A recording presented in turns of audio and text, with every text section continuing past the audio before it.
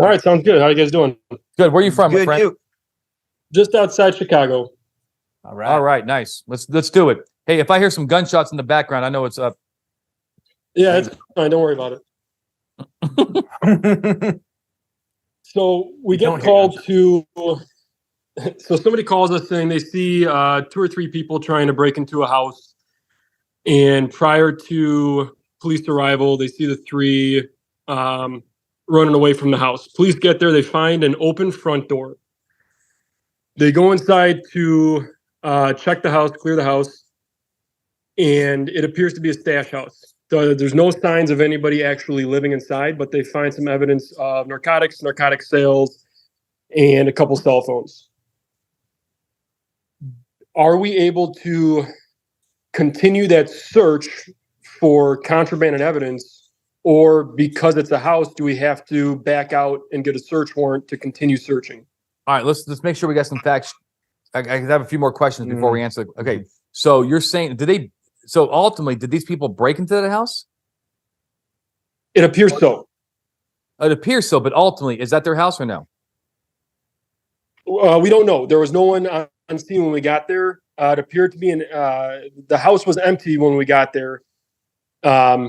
No signs of anybody living inside of it. So the people that were seen running away from the house, we're not sure if they lived there or if they were trying to break in.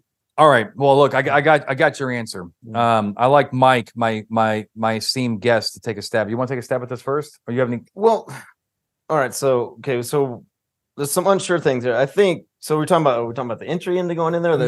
Actually, let's break it up. It's like an entry, and then we talk about the search. Right. Okay? So I guess if we're looking at this as an actual burglary, if we've got evidence that there was entry made, you got people fleeing the scene. I think we've got a good entry on emergency. I agree. I absolutely somebody agree. in there that could be. I absolutely agree. Just got burglarized, home invasion, whatever. Well, and Mike, before I didn't mean to cut you off, but make sure that look, the person calling is probably a neighbor. They know what's up with their neighborhood.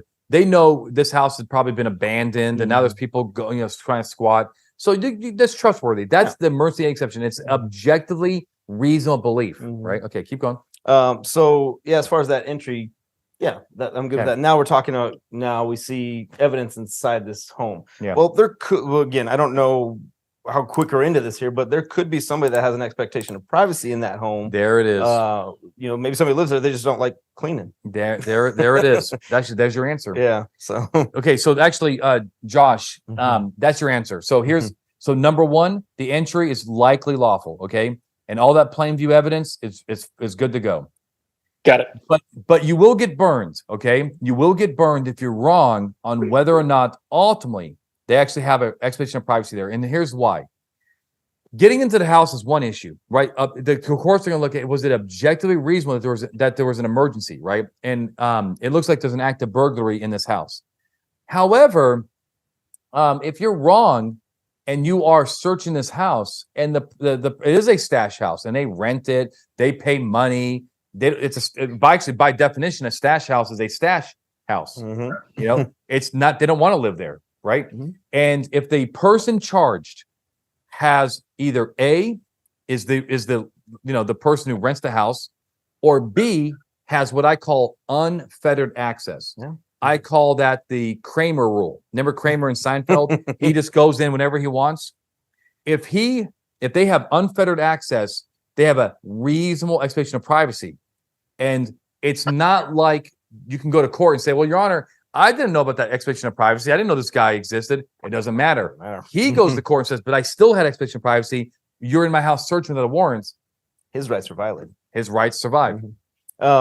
Interesting. Actually, right down the street here, big stash house. Like tons of dope in this house. We hit it with a warrant. So we knew that there was, people accessing it here. But when we hit it and went in it, not a piece of furniture, nothing in the house, all the dope in the attic.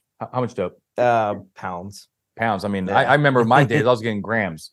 I was never a really good big dope guy, by the way. I had fun. Yeah, I just don't. It's not about me, but I don't know about a lot about dope. I just don't. It's a skill set. I like getting the money. And the thing is, I don't have also facial hair, so I can't be cool like you. Did you have a beard? I had a beard last week. Exactly. Yeah, where's Sean? Sean was complimenting me last week on my beard. Oh, on the Search and Seizure show. Uh-huh. Oh, because right, that wasn't there for that. All right, so Josh, did that answer your question? He's probably gone. But the main thing is, absolutely right there. Thank you. you're welcome, Josh. Mhm. And also at the end of the day, when in doubt, get a warrant. There you go.